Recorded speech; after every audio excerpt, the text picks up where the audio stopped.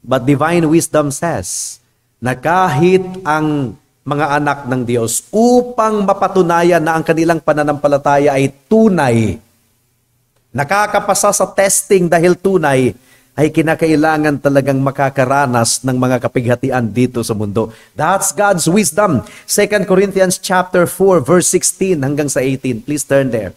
2 Corinthians chapter 4 verse 16 hanggang sa 18. Ang sabi po dito, kaya't kami ay hindi pinanghihinaan ng loob, bagamat ang aming panlabas na pagkatao ay nabubulok, ang aming panloob na pagkatao ay binabago sa araw-araw, sapagkat inihahanda tayo nitong magaan at panandaliang kapighatian para sa walang hanggan at hindi masusukat na kaluwalhatian.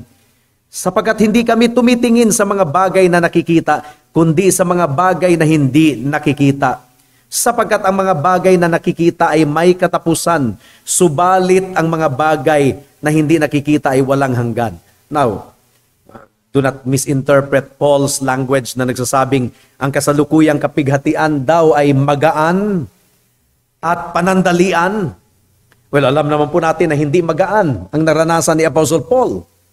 5 times po siyang hinagupit ng 40 lashes minus 1. Meron pa ngang isang beses na muntika na siyang mamatay. Pinagbabato siya. Meron pa ngang isang beses na silang dalawa ni Silas ay nakulong doon sa pinaka-inner na Bartolina.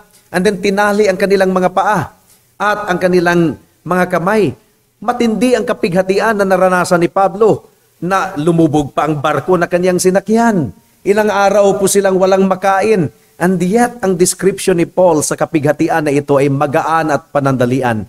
Because Romans chapter 8 verse 18 tells us na itong mga kasalukuyang kapighatian ay walang sinasabi sa kaluwalhatian na naghihintay sa atin.